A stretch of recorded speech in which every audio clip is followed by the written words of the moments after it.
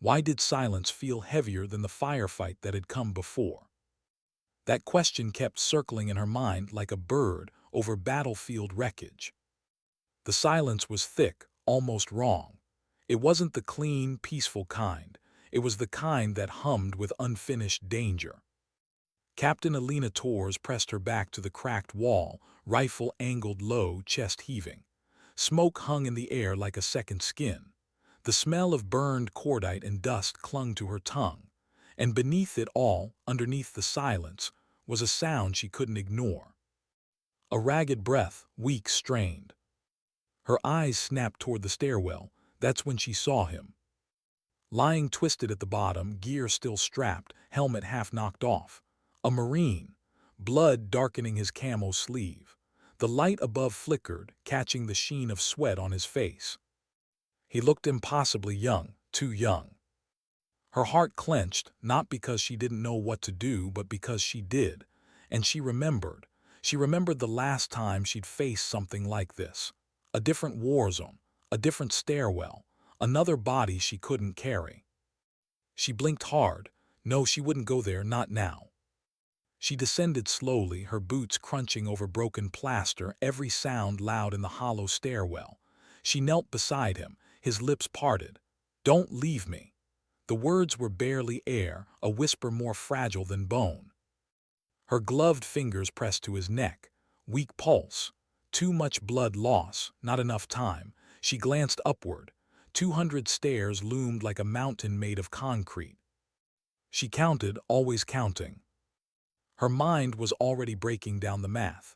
His weight, easily 200 pounds with gear.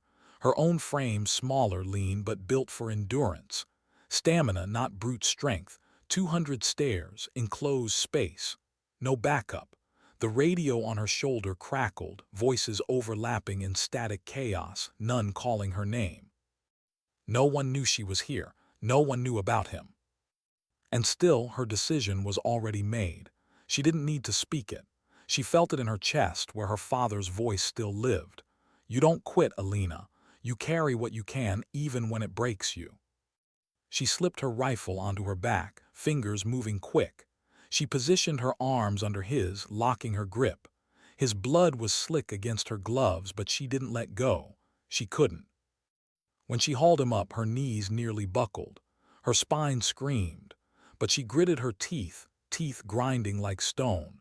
She adjusted, shifting him across her shoulders in a fireman's carry. His helmet knocked against her back with every step.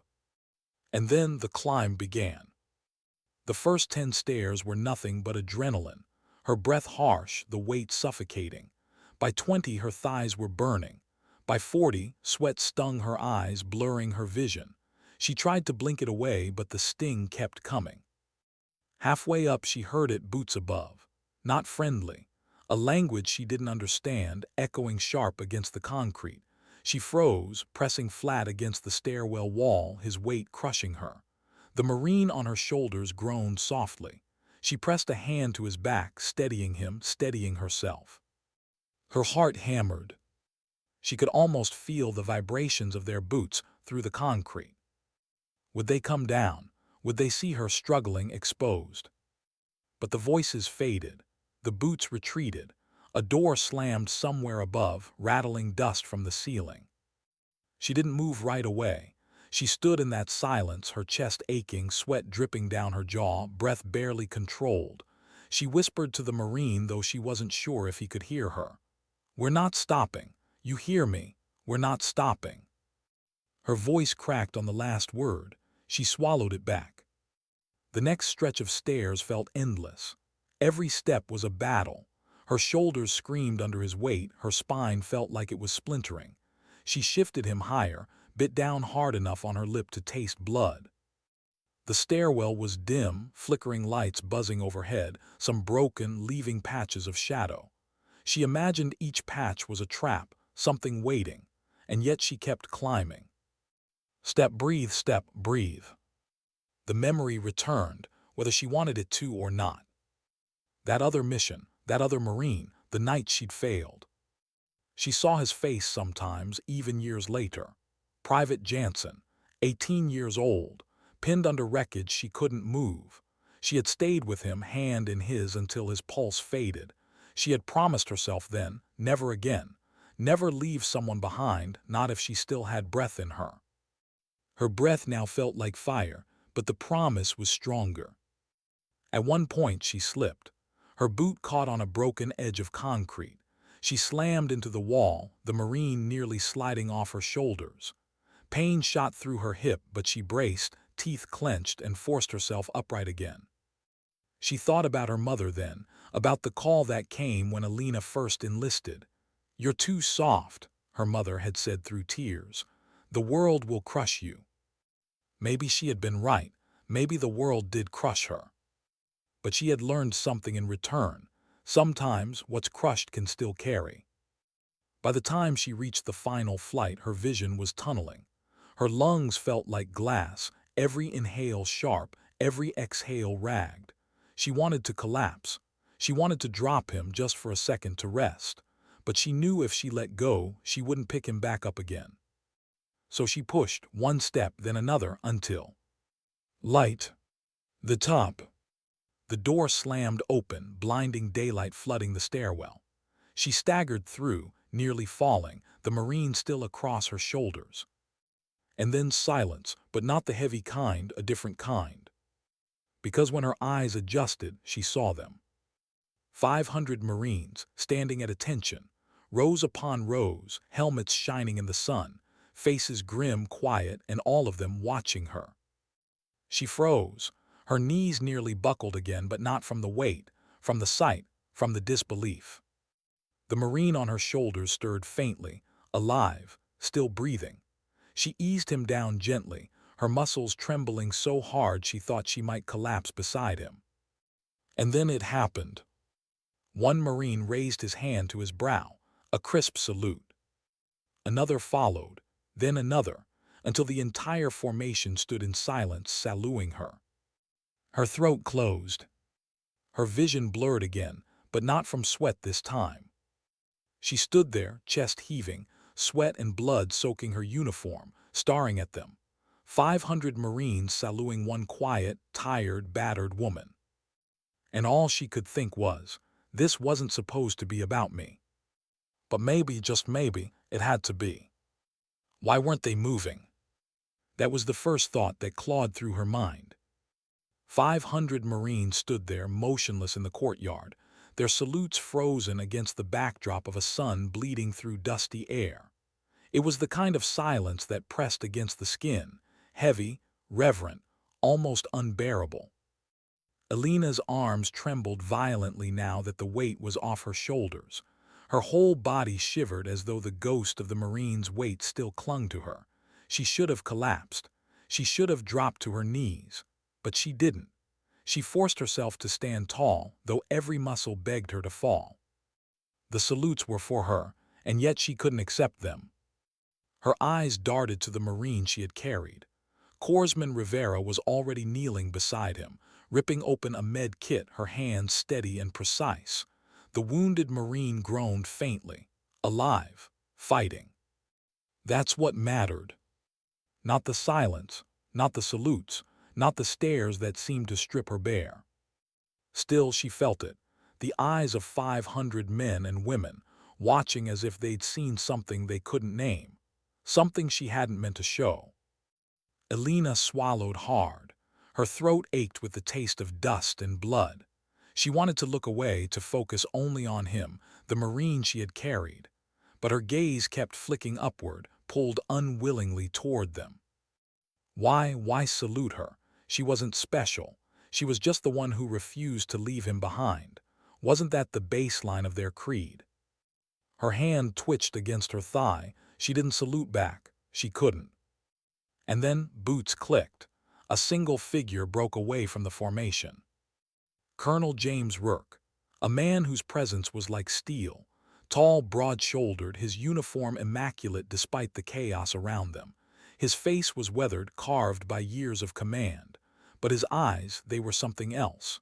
Sharp, unyielding, but tonight they carried something almost human. He stopped in front of her, inches away, his shadow falling across her boots. For a long moment he said nothing. The silence stretched until it almost cracked. Then slowly his hand dropped from his brow. "Captain Torres," he said. His voice was gravel, low, deliberate. "Do you know what you just did?" Her lips parted but no sound came. She shook her head faintly. "You carried a Marine through 200 stairs while hell burned below," Rourke said, his tone sharper now but not unkind. "You didn't call for help. You didn't wait. You didn't quit." She flinched. Quit. The word stabbed, because she remembered when she had quit, not in action but in her heart that one night years ago. "I just did my job," she whispered, her voice hoarse. Rourke studied her, eyes narrowing. Then he shook his head. "No, Torres, you did more than your job. You reminded them," he gestured to the formation, "what it means when we say no one gets left behind." Her stomach twisted. Pride should have surged through her, but it didn't. Instead, something heavier settled there, guilt, because she hadn't always lived up to that creed. Her eyes dropped to the cracked concrete under her boots. Rourke leaned closer, his voice lowering, meant only for her. "Don't mistake silence for weakness, Captain. Sometimes silence is the loudest thing on the battlefield." Then he stepped back, his gaze lingering for just a second longer before he turned. His boots echoed as he strode back toward the line. The Marines broke their salutes together, the sound like a single wave crashing. The courtyard exhaled. Alina finally let her knees give. She crouched, pressing a hand to the ground for balance. Her lungs dragged air like water through a broken straw. Corpsman Rivera looked up from the wounded Marine, her brow furrowed, eyes sharp. "He'll make it, but only because of you." Alina shook her head. Don't put that on me. He'll make it because he's stronger than I thought." Rivera didn't argue. She just gave a small nod, eyes softening in a way Alina hadn't expected. Still, Alina couldn't shake the weight. Not the physical weight that was gone, the other kind, the invisible one. She felt the tremor in her hands, so faint but there. She curled her fingers into fists until her knuckles burned. Why them? Why now? Why a salute for something I owed? But she didn't say it aloud, not yet. Hours later, when the courtyard had cleared, when the sun had sunk behind jagged rooftops, she found herself sitting alone on a broken step. Her rifle leaned beside her, her uniform stiff with dried sweat and blood. The base had quieted, save for distant murmurs, the occasional clang of metal, the steady thrum of generators. She rested her elbows on her knees, head bowed. Her mind kept replaying the stairwell, each step, each breath, each near slip. She thought of her father then, his hands rough, scarred from decades as a mechanic. The way he'd hugged her the night before she left for boot camp, his voice thick. "You'll see, Mija, strength isn't always loud. Sometimes it's just not letting go." She hadn't thought of him in months. She hadn't let herself. Too much pain buried there, too many words unspoken before the cancer took him. And maybe that's why tonight cut deeper, because carrying that Marine hadn't felt like heroism. It had felt like atonement, a piece of her father's lesson finally carried out in flesh and blood. Her thoughts were broken by footsteps, slow, hesitant. She looked up. Lieutenant Harper stood there, helmet tucked under his arm. Young, freckled, eyes too blue, too bright for this place. He shifted awkwardly, like he wasn't sure if he should speak. "Permission to sit, ma'am." She nodded faintly. He lowered himself onto the step beside her, letting out a long sigh. For a moment, neither spoke. Just the hum of the bass, the night air cool against their skin. Finally, Harper said, "When I saw them salute you, I thought about my brother." Alina turned slightly, studying his profile. "He was in Fallujah," Harper continued. "Never talked about it much, but once, he told me the hardest part wasn't the firefights. It was the weight of knowing someone might not come back, and the weight of wondering if he'd be the one left behind." His voice faltered. He looked down at his hands. He didn't make it home. The silence stretched. Alina felt it sink between them like another weight. "I'm sorry," she said softly. Harper nodded. His jaw tightened. "Watching you today, carrying him, I don't know. For a second it felt like maybe my brother had someone like you, someone who tried, even if it didn't work out." Alina's chest constricted. She wanted to tell him the truth, that sometimes she hadn't been that someone, that sometimes she had failed, but she couldn't bring herself to say it. Not tonight. Instead, she murmured, "We all carry someone, even when we don't mean to." Harper glanced at her, his eyes wet but steady. He nodded slowly. Then he stood, helmet back under his arm. "Good night, ma'am." She watched him walk away, his figure fading into the dim light.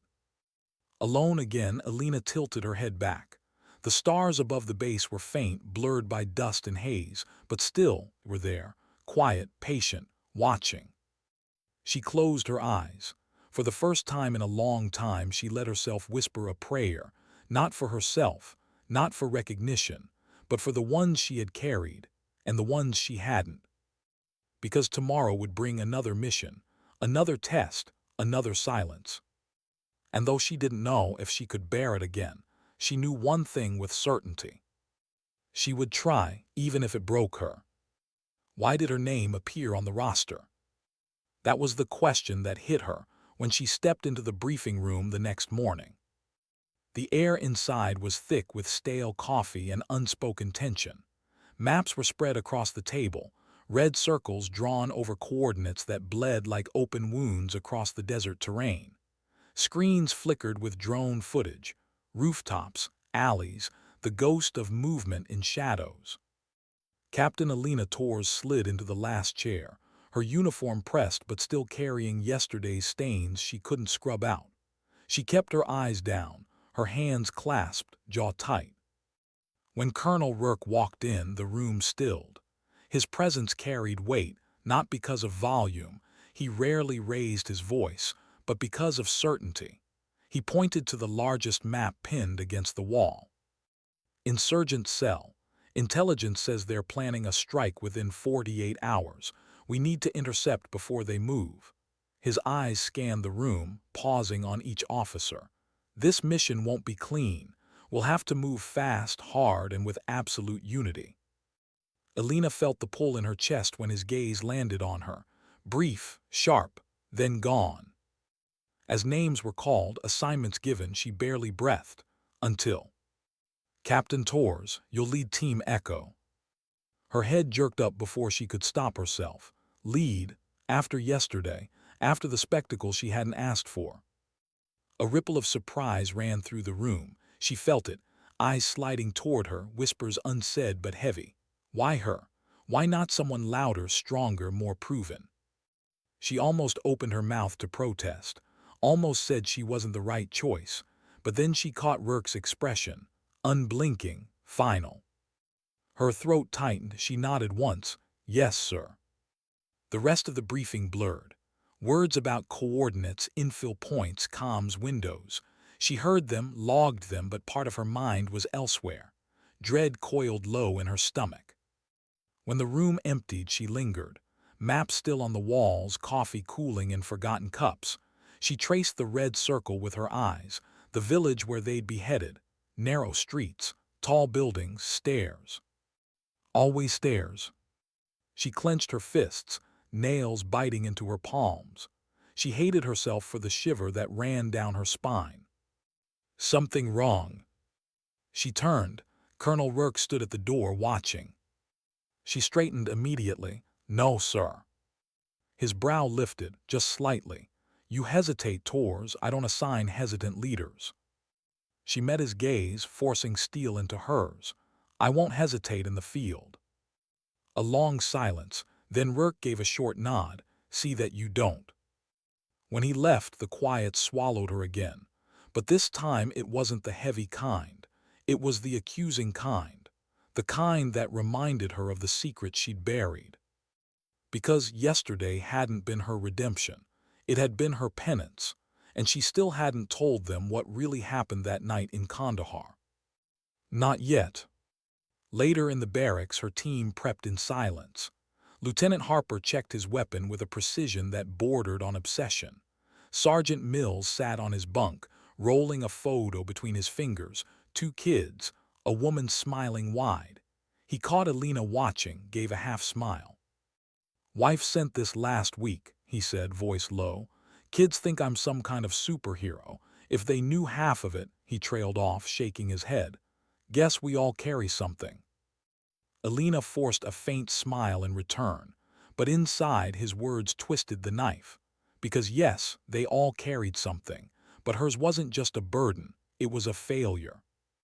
Private Kim adjusted his gear nervously, fumbling with straps until Harper muttered, "Relax, you'll do fine." Kim gave a quick nod, cheeks flushed, hands trembling just a bit.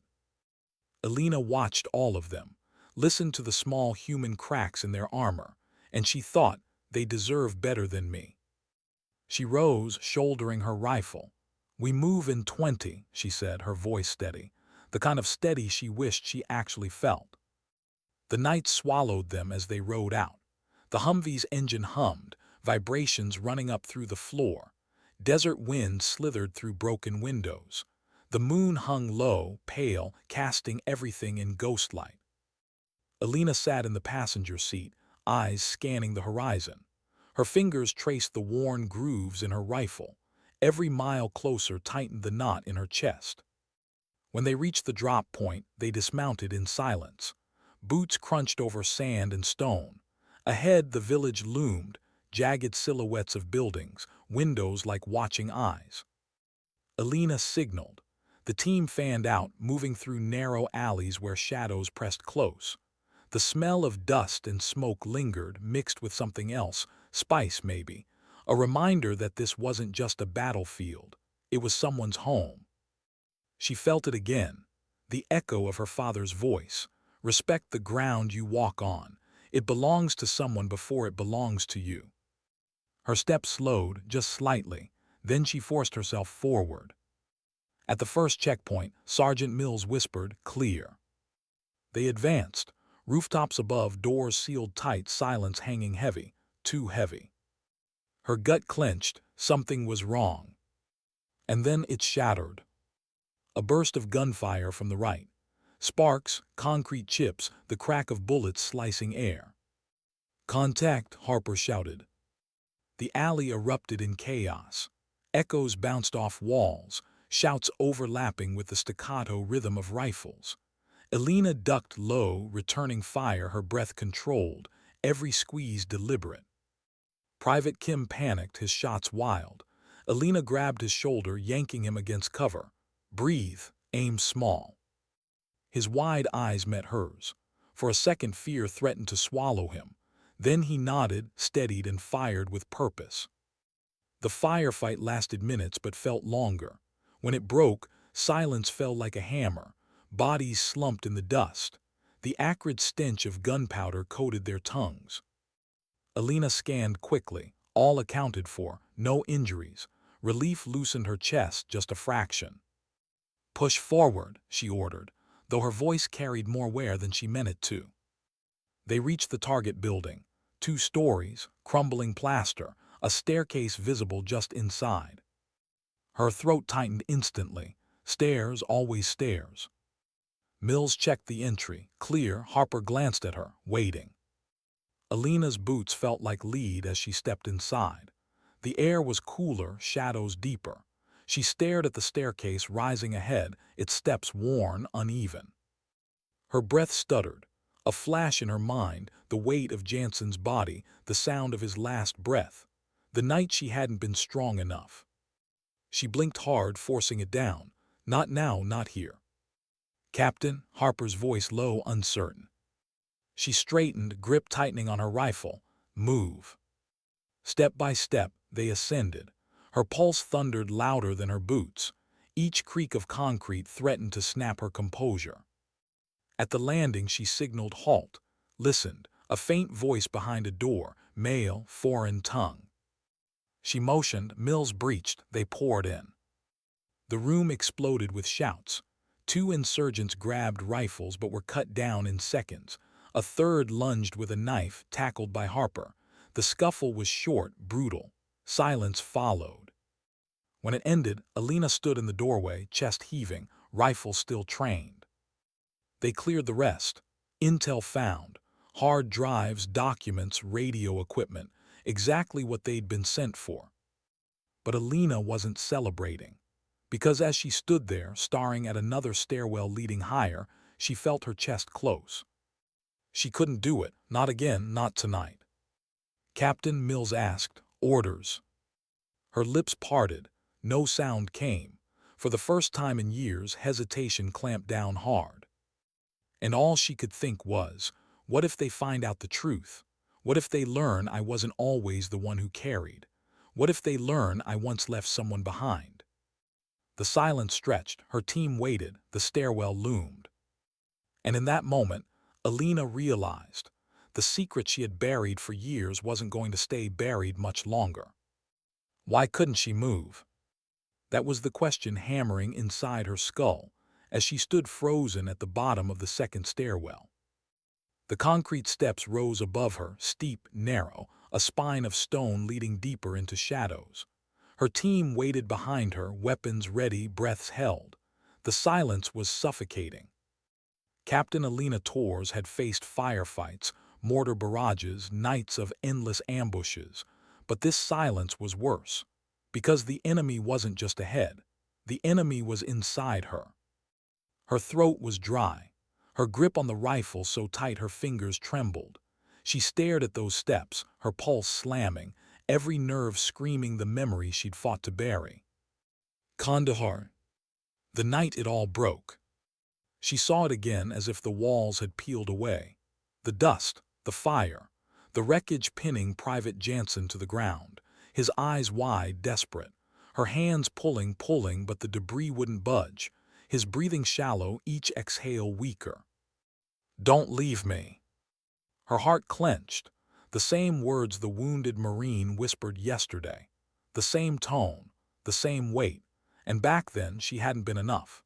She had stayed until his pulse faded, and when she stumbled out into the night empty-handed, she had sworn she would never confess the truth.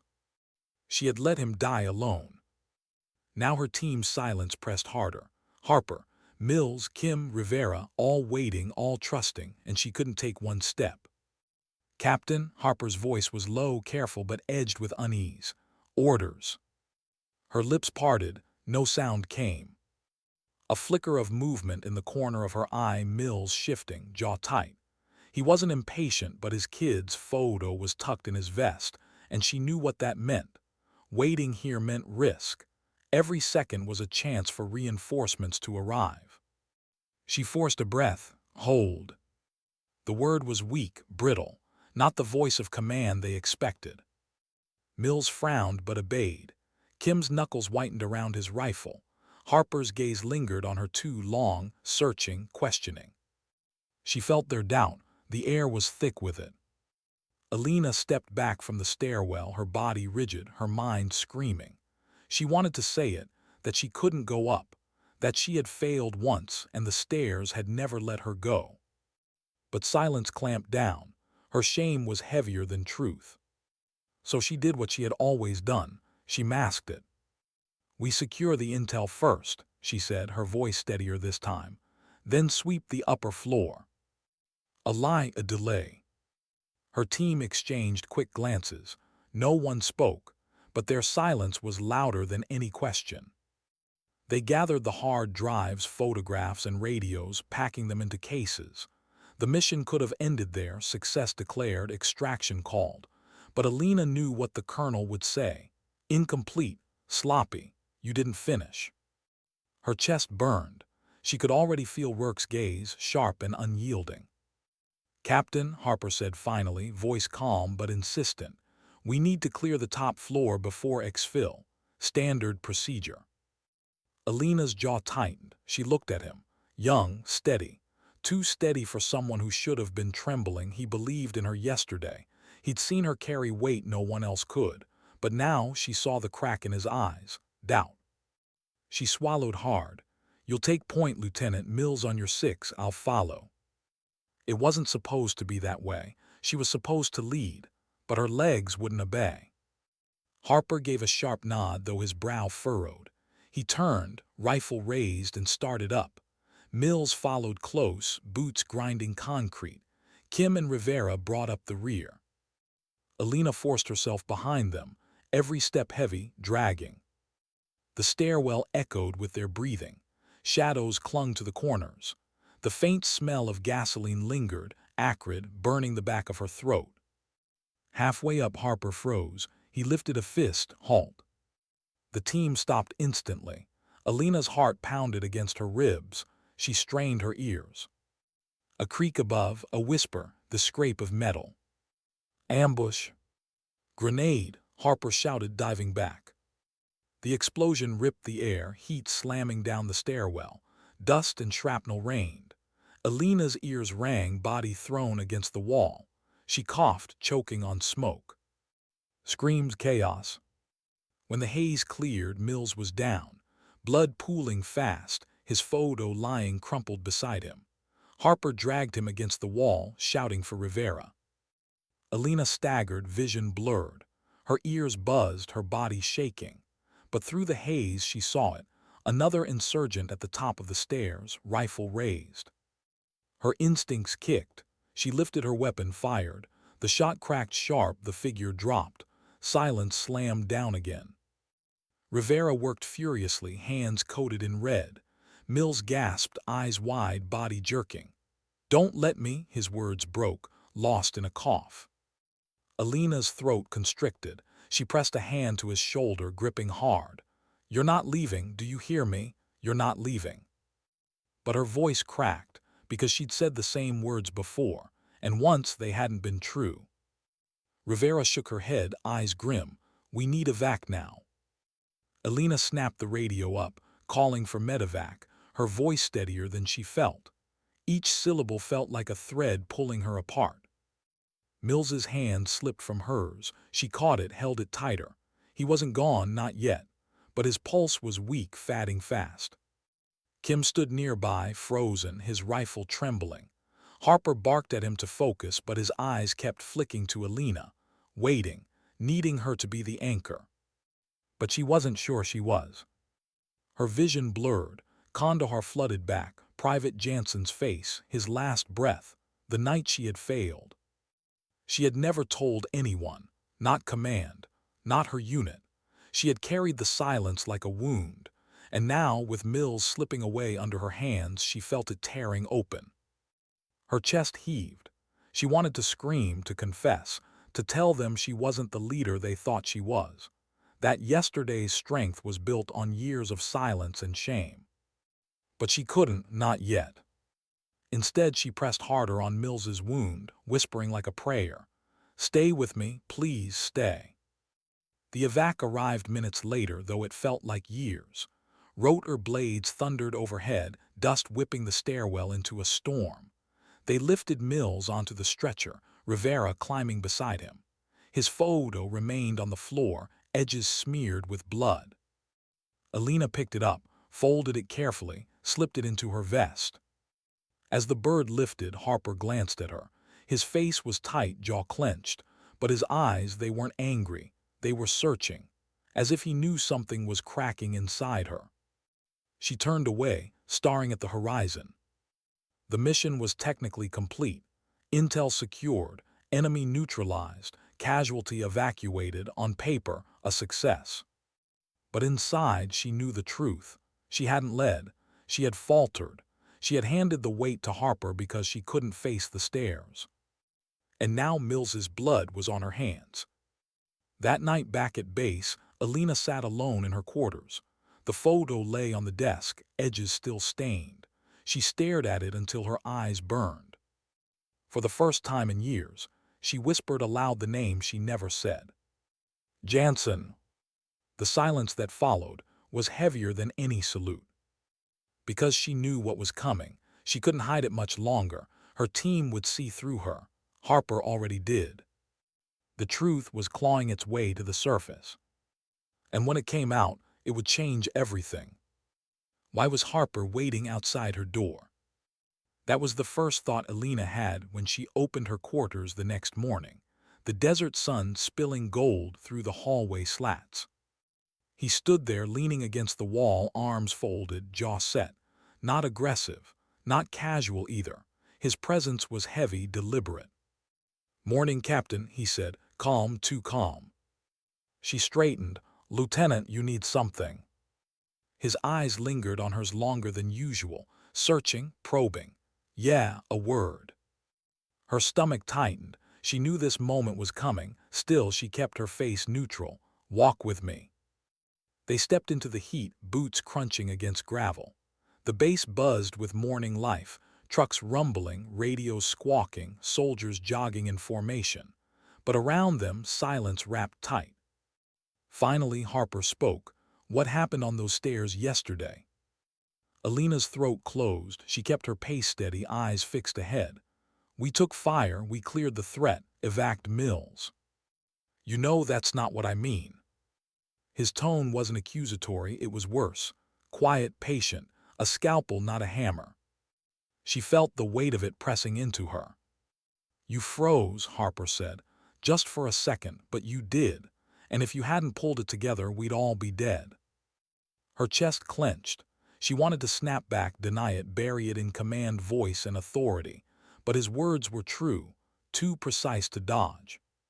So she stayed silent. Harper sighed, shaking his head.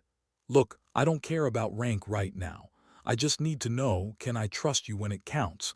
Because out there we don't get second chances." Alina stopped walking. The desert wind tugged at her sleeves, carrying grit against her skin. She turned to face him. His eyes were steady, not angry, concerned, sharp and unyielding. "Trust," the word cut deep. She opened her mouth, but the truth hovered, trembling. Jansen's face flashed. The last breath. The silence she'd carried since Kandahar. She almost told him, almost. But the shame was too heavy. Her tongue locked. "You can trust me," she said finally, voice firm, almost believable. Harper studied her, eyes narrowing slightly. He didn't argue, didn't push. He just nodded once.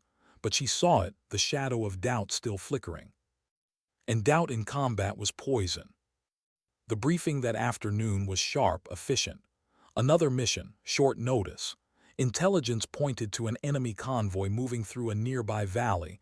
Weapons, ammunition, possibly even hostages. Their task, intercept. The colonel laid out maps and coordinates. His voice clipped, precise. But Alina barely heard him. Her focus kept drifting, to Mills's empty chair, to Harper's gaze flicking her way, to the tension coiling tighter inside her. When the briefing ended, Harper gathered gear with quick efficiency. Rivera checked medical supplies twice. Kim muttered quietly to himself, nerves fraying at the edges. Alina tightened the straps of her vest, every motion mechanical. Her body moved on instinct, but inside her thoughts churned. She knew what this mission meant. Convoy intercepts were unpredictable, fast, chaotic, no margin for hesitation. If she faltered again, someone else would pay the price. As they rolled out, the hum of the engines filled the silence. Dust billowed behind their vehicles, the desert stretching endless in every direction. Alina sat in the lead Humvee, Harper across from her. His gaze flicked to her once, then away. No words, but the unspoken question hung between them, heavy as body armor. "Can I trust you?" The convoy appeared just before dusk. Trucks, armed escorts, shadows moving along the ridgelines. The radio crackled with updates, each voice taut with tension. Alina lifted her binoculars, scanning. Her heartbeat quickened. The terrain was tight, jagged cliffs pressing close, perfect for an ambush. She gave the signal. Engines cut. The valley fell silent, broken only by the faint rumble of enemy tires approaching. Her team moved into position. Harper's rifle glinted faintly as he settled into cover. Kim's hands shook as he loaded his magazine. Rivera whispered a quiet prayer. Alina crouched low, rifle steady, eyes fixed. The convoy rolled closer. 5 trucks, 2 technicals with mounted guns, figures riding in the back, rifles slung. Her breath slowed. Timing was everything. "Wait for my mark," she whispered into comms. But as the first truck entered the kill zone, something inside her wavered. Her vision blurred, dust, heat, memory colliding. Kandahar Jansen, his voice in her ear. "Don't leave me." Her chest seized. Her finger froze on the trigger. "Captain," Harper's voice cut through her headset, sharp but controlled. She blinked, shook herself, focus. "Mark," she breathed. Gunfire erupted. The valley exploded with chaos. The ambush was brutal fast. Harper's shots were precise, each one dropping a target clean. Rivera's rifle barked steady, controlled. Kim's fire was wild at first, then steadier as training kicked in. Alina fired too, but her aim wavered. Each trigger pull carried hesitation. Not visible to the enemy, but Harper saw. She knew he saw. The convoy faltered, trucks grinding to a halt. Explosions tore through the rear vehicle. Screams echoed against the cliffs. Then the unexpected, shouts in English. "Help please, we're American." Elena's stomach dropped. Hostages. Through the smoke she saw them. Figures in civilian clothes, bound, shoved from the back of a truck. The insurgents used them as shields, rifles jammed against their heads. The firefight froze. Both sides held weapons raised, air thick with dust and sweat. Her team glanced to her, waiting, needing direction. Her chest heaved. Every nerve screamed to act to save them, but the stairs were back. Not stone this time, fear, doubt, the memory of failure pressing her down. She could almost hear Harper's thought, even before he spoke. "Orders, Captain." Her throat tightened. She stared at the hostages, their eyes wide, desperate. The enemy's rifles steady against their skulls. If she called the shot and missed, even by an inch, innocence would die. But if she hesitated, her team might, and more would fall.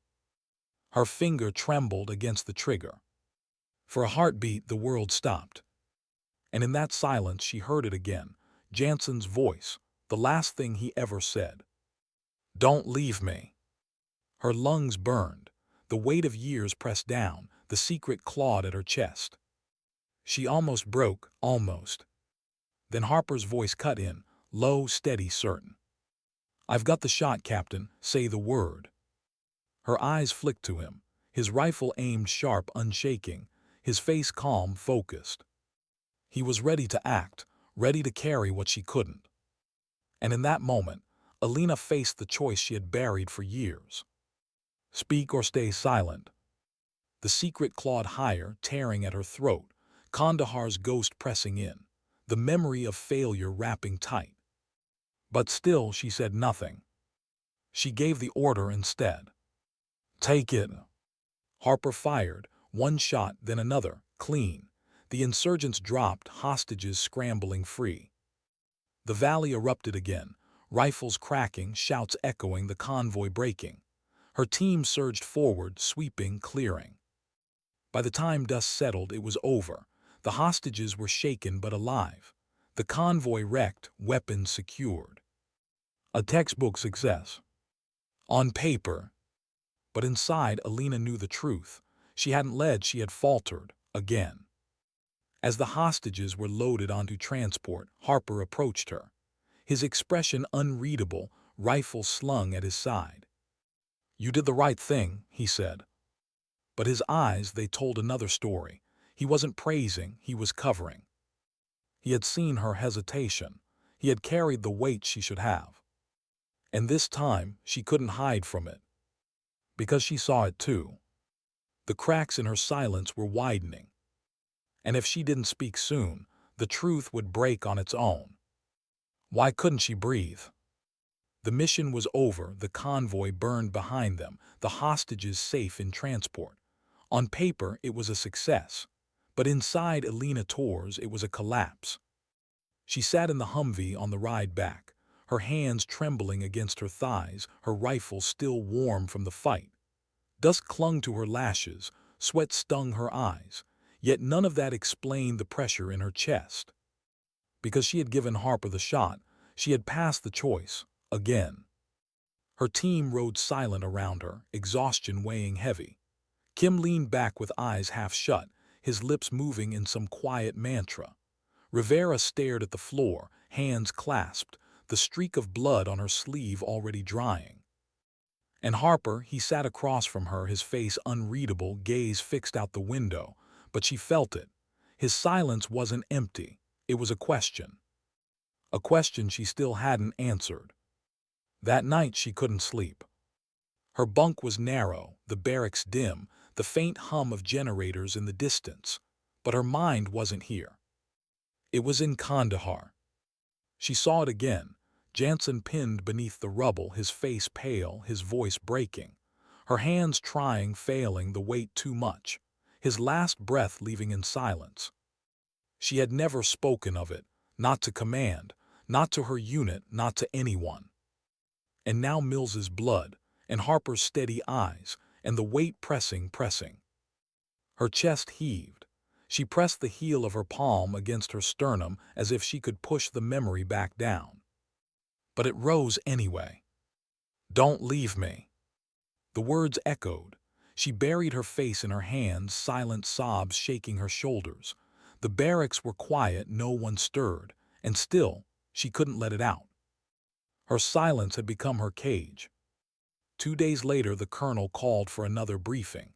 Tensions high, resources stretched thin. The insurgents were scattering, regrouping. Intelligence pointed to a compound deeper in the valley, a possible command center. The mission: strike hard, seize what remained. As he spoke, Alina kept her posture sharp, eyes fixed forward. Her voice didn't waver when she answered, but inside she felt it unraveling. Because she knew what waited in compounds, stairs, rooms, corners that demanded confidence. And she no longer trusted her own feet. After the briefing, Harper lingered again. This time he didn't wait for her to speak. "Captain," his voice low, steady but edged, "we need to talk now." She stiffened. "Not the time." "Then make it the time." The others had left. The tent was empty, maps still spread across the table, the air thick with heat. Alina turned, meeting his eyes. "Say it." "You're not leading," Harper said. "Not like you were, not like we need." Her chest tightened. "You froze in that stairwell," he pressed. "You hesitated with the convoy. Both times someone else paid the price. Mills nearly died, and next time it could be any of us." His words cut sharp because they were true. Her jaw clenched. "You think I don't know that? Then tell me why." Her silence stretched. Her throat ached. The truth clawed, begging to be spoken. But shame burned hotter. "It doesn't matter," she said finally, voice low. "What matters is we finish the mission." Harper stared at her, his expression shifting, anger, then disappointment, then something harder. "It matters," he said, "because if I can't trust you out there, I have to make a choice, for the team." Her pulse spiked. "What are you saying?" "I'm saying if you don't tell me what's going on, I'll take it up the chain myself." The words slammed into her like a blow. For a heartbeat, she couldn't breathe. Mutiny wasn't the word, but it was close. A fracture in trust, a break in the unspoken bond between soldiers. Her fists clenched. Anger flared not at him but at herself, because he was right. She couldn't lead them if she kept hiding. But how could she tell him? How could she strip open the wound she had carried for years? Her chest heaved, her lips parted, the words hovered. But footsteps sounded outside, voices cutting in. "Rivera, Kim," the moment shattered. Alina snapped her gear shut. "We roll out in 2 hours, be ready." And she left before Harper could say another word. The compound rose jagged against the valley edge, walls scarred with bullet marks, windows dark. The sun was low, the air heavy. The approach was silent, every bootstep deliberate. Alina moved with the team, weapon ready, nerves taut. But inside her chest burned, because she knew what waited: stairs, rooms, choices. And Harper's words still echoed, "Tell me why." At the perimeter, Rivera took a knee, scanning. Kim's hands shook as he adjusted his grip. Harper glanced at her once, nothing spoken, but his eyes told her now or never. She forced her breath steady, her voice came out firm, "On me." The breach was sharp, explosive. They stormed the first room, weapons sweeping, shouts echoing. Dust filled the air. Shots cracked from the corner, enemy fighters. The team returned fire fast, precise. Clear, move clear. Then the stairs. They rose dark and narrow at the far end, spiraling upward. Alina froze, her pulse thundered, breath shallow. Kandahar surged back, Jansen's face, his hand slipping from hers, the silence of his last breath. Her boots wouldn't move. Captain, Harper's voice firm, close. Orders. She couldn't, not again, not this time. Her throat closed, but her lips moved anyway. There's something you need to know. The words came out like breaking glass. The team halted, eyes flicking her way. Harper stepped closer, jaw tight. Then say it. Alina's hands trembled on her rifle. She forced the words out, each one jagged. Kandahar, 2016. Building collapse. One of ours, Private Jansen, was trapped. I couldn't get him out. I tried, but he died. And I was right there. I promised I wouldn't leave him, but I did. I left him in the rubble. Silence, heavy, crushing. She kept going, voice breaking. I never told anyone. Command wrote it as KIA in combat, but the truth, he was calling for me and I couldn't save him. I failed. And I've been carrying it ever since. Every stairwell, every time someone says, "Don't leave me," I hear him, and I freeze. Her chest heaved, tears burned her eyes, but she didn't look away. For the first time, the silence wasn't her cage. It was her release. The words were out. Harper's jaw clenched, eyes sharp but not with anger, with something else, understanding. He stepped closer, voice low but steady. You didn't leave him. You stayed until the end. That's more than most ever do. Her breath shook. But if you keep carrying it like this, he said, it'll bury you and us with you. You've got to let us carry it with you, or you won't make it out of here. Her throat closed. She wanted to argue, to push it back, but she couldn't, not anymore. Because for the first time since Kandahar, someone else knew, someone else carried it. And the weight shifted, not gone, never gone, but lighter. She nodded once. Harper's eyes held hers, then he turned to the team. Orders, Captain. Her chest rose, steadier now, her voice came firm. Up the stairs, on me. And this time she moved first. Why did the air feel different? The stairwell hadn't changed, concrete, narrow, shadows stretching upward. But for Alina Torres, something had shifted. Because this time, the weight wasn't hers alone. She spoke in it, the words that had eaten her alive for years. Harper knew, the team knew enough. And instead of judgment, there was silence. Not heavy, not accusing, just waiting. She breathed once steady, then lifted her rifle, on me. Her boots struck the first step, then the second. Her chest still burned, but her legs moved. She wasn't dragging a ghost this time, she was climbing with it. The team followed close, rifles up, every breath sharp in the dust-heavy air. The stairwell echoed with their weight, each step like a heartbeat. Halfway up, a noise, metal clinking above, voices low, movement. Alina raised her fist, halt. Her team froze, weapons trained. She leaned into the wall, listening. The words were Arabic, muffled, tense. Someone setting up, maybe another trap. Her stomach knotted. She knew what this meant. They were waiting for her to call it, to make the choice. Her throat tightened. She could almost feel Jansen's last breath again, like a whisper against her ear. But Harper's voice from earlier cut through. You've got to let us carry it with you. She gritted her teeth, steadied her breath. Flashbang, she ordered, low but firm. Rivera pulled the pin, tossed it high. The crack of light and sound shook the stairwell, screams erupting above. Alina surged forward, rifle raised, boots slamming against the steps, her team right behind.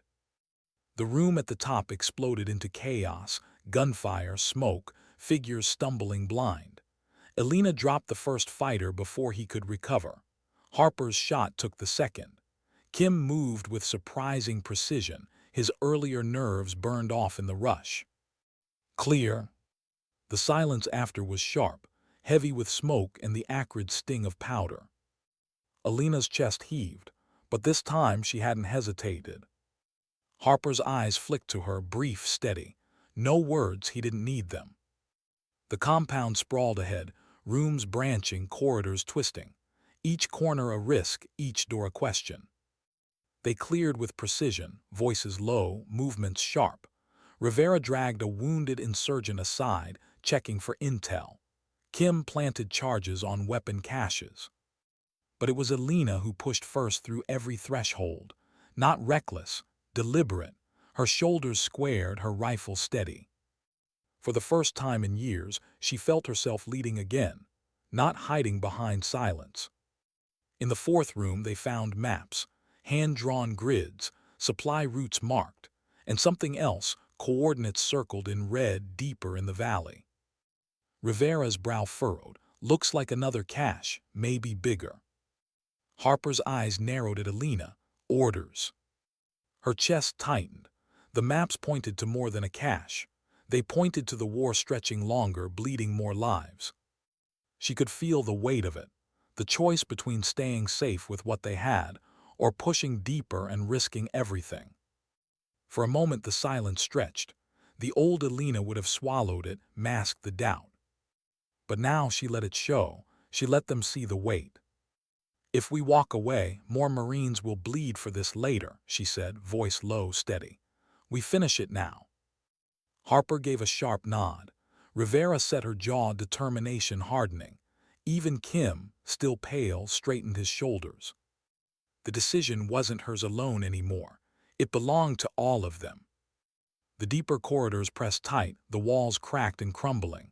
The air smelled of fuel and sweat, thick and suffocating. Elena's heartbeat thudded with every step, but her focus sharpened. She was no longer drowning in ghosts. She was carrying them forward. At the far end they found it. A steel door, heavy and reinforced, voices behind it, the scrape of crates, the metallic clank of weapons.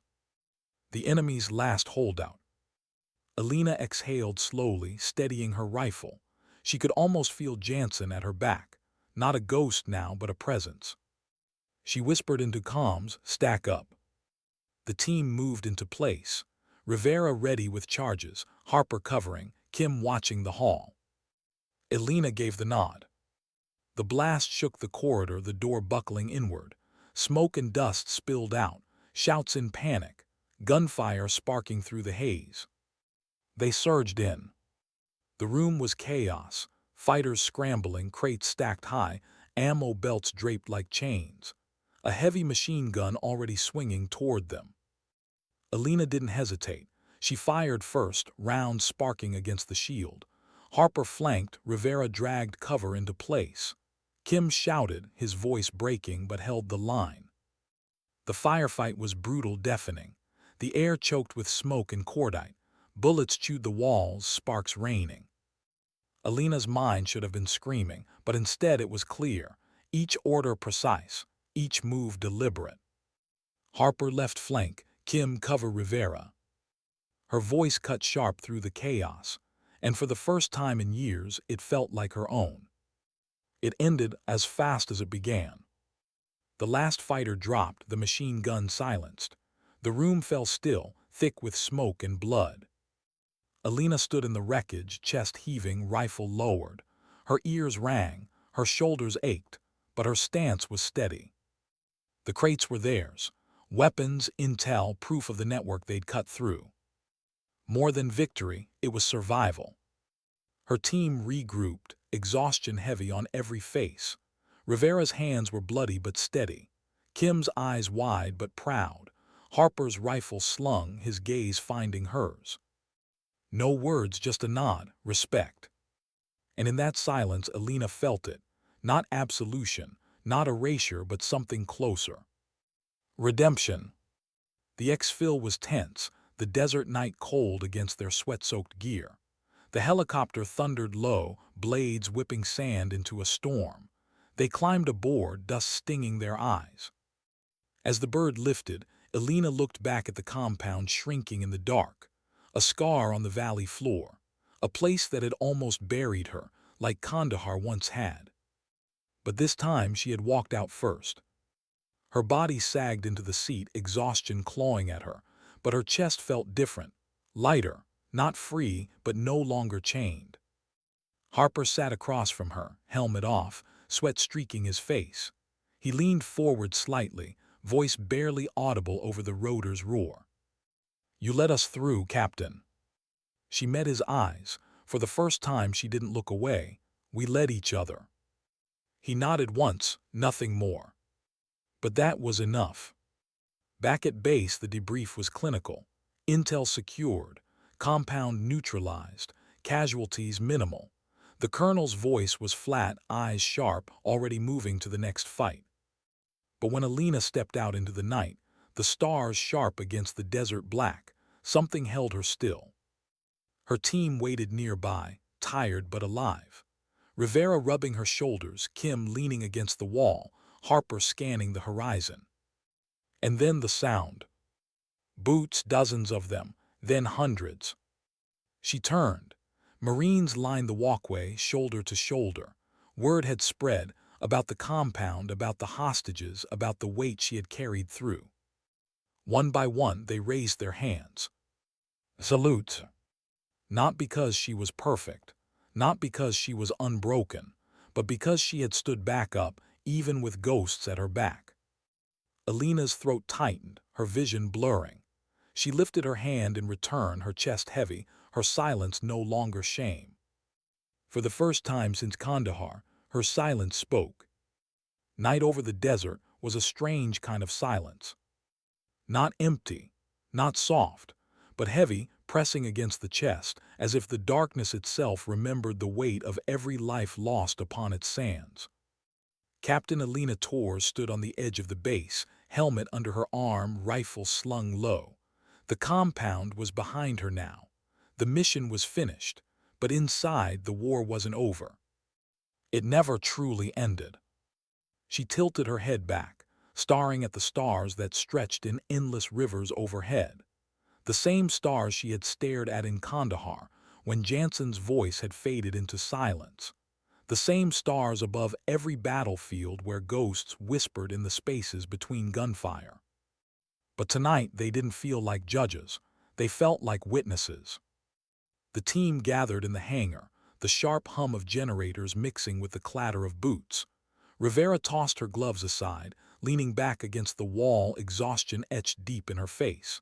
Kim sat on a crate, helmet off, hair plastered to his forehead, his hands still trembling slightly. Harper stood near the doorway, silent as always, eyes scanning the room as if he could never let his guard down. When Elena entered, the noise stilled. Not because she demanded it, but because of what she carried.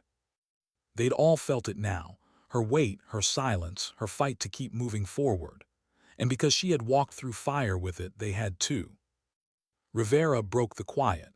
"We shut down their supply chain, Captain. That valley won't be feeding this war anymore." Elena nodded once. Her voice was low but steady. "That was your doing, all of you." Kim looked up, his voice softer than she expected. "No, ma'am, it was yours." Elena met his eyes, saw the raw truth there, the belief. For a heartbeat she wanted to deny it, to push it away. But instead she let the silence hold. She didn't need to fight it anymore. Harper's gaze caught hers from across the hangar. A flicker of something unspoken passed between them. Not absolution, not forgiveness, but understanding. And sometimes that was enough. The weeks after blurred, reports, debriefs, nights too quiet to bear. The mission was a victory. The brass would stamp it as such. Medals would be discussed in offices far from the sand, where the air smelled of polished wood instead of blood and sweat. But Elena knew better. Victory wasn't clean. It wasn't shiny. It wasn't the kind of thing you pinned to your chest. It was Rivera waking in the night screaming, then laughing it off with coffee at dawn. It was Kim staring at his hands too long, wondering if courage and fear were two faces of the same coin. It was Harper's silence, heavier than any rifle he carried, but steady enough to hold them all together. And it was Alina, learning that silence didn't have to be a cage, it could be a bridge. One evening, she found herself back at the memorial wall inside the base. Names carved deep, shadows falling long across the stone. Her fingers traced one name she hadn't let herself touch in years, Staff Sergeant Jansen. For so long she had avoided it, the guilt carved into her bones every time she thought of him. The whisper in the dark, your hesitation cost him his life. But tonight she stood still, her hand lingered, and her silence wasn't filled with shame. It was filled with memory. She closed her eyes. In her mind she heard his voice again, not the last broken whisper, but the steady tone he'd always carried. You can lead them, Tors. You just have to let yourself. When she opened her eyes, she felt the burn in her chest ease. Not gone, never gone, but lighter, carried. A month later, orders came. Another deployment, another front. The war rolled forward like an endless tide. But this time, when her boots hit the dirt, her team didn't look at her as a shadow. They looked at her as a captain. And she stood taller for it. Rivera cracked jokes, as she always did, but her eyes stayed sharp on Alina for the signal to move. Kim followed tighter, his fear tempered into steel. Harper's presence lingered at her side, unshakable, silent but steady. Together they stepped into the next valley, the next silence. The desert wind carried whispers across the night as they moved, rifles low, breath tight. Alina paused for a moment, looking back. The base lights glowed faint on the horizon, a distant reminder of safety. Ahead, darkness, unknown. Her heart beat steady, no longer drowning. For years she had carried silence like a wound. Tonight she carried it like a weapon. She whispered into the calm, her voice low, calm, commanding. On me. And they followed. Years later, soldiers would tell the story differently. They would speak of the woman who led through shadows, the sniper whose silence was heavier than any bullet, the captain who carried ghosts but never let them break her. Some would call her cursed, others would call her legendary. But the ones who had walked beside her, the ones who had followed her into fire, would simply call her what she had always been. A leader. The final shot of her story isn't a battlefield. It isn't medals or parades. It's her silhouette against the desert horizon, rifle slung, eyes steady, her silence no longer chained by guilt, but sharpened into something unbreakable. Because in the end, Alina Tors wasn't the soldier who broke under ghosts. She was the soldier who learned to walk with them. And that made all the difference.